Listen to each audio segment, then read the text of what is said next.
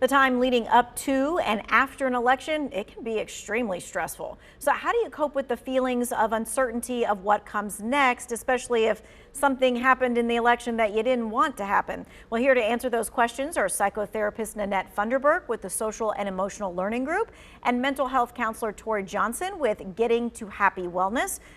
So both of you, I want to kind of talk about what a lot of us saw on social media today. So I saw people posting things, changing their Facebook posts there. And so they changed their profiles to, like, let's say, we're going to show it to you. It looks like a black circle in the background, just basically saying, nope, that's not it.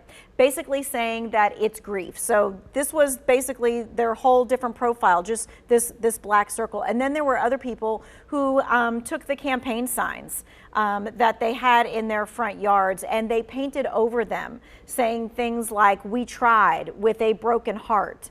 I think that we have a picture of that as well. So with so many people posting things like this, they are saying that they are grieving over these election results. What kind of recommendations do you have for them as they're trying to process this today? Tori, we'll start with you. I feel like with the black circle, from my understanding, it's about raising awareness and solidarity. So a lot of folks are just kind of saying, "I stand with you in this heartbreak and this heartache." And so I think what we have for them is just remember it's okay to take the time for today just to unplug, to feel your emotions, to validate your feelings.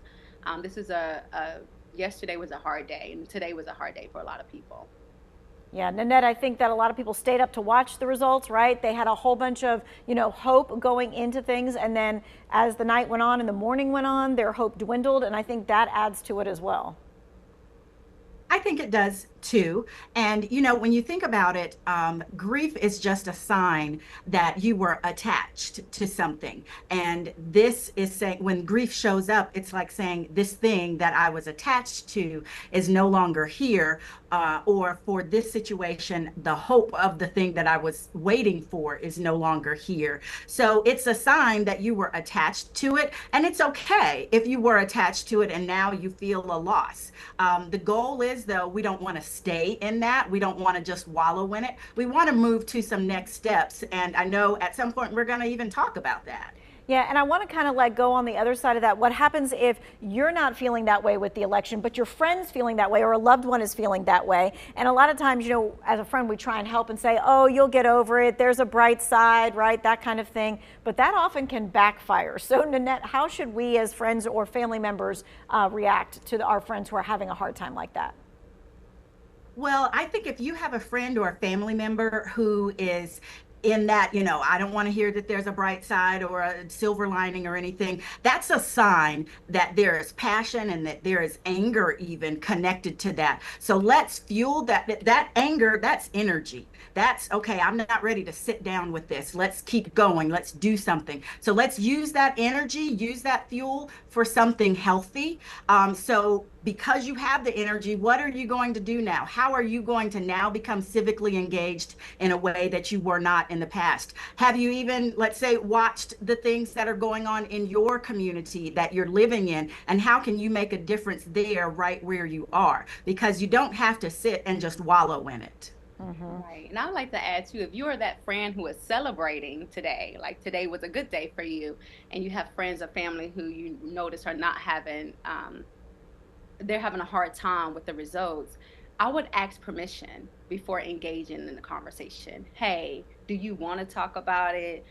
Hey, I feel like this, but I just wanted to know, is it a good time for you to, because they may say, no, not today, too soon.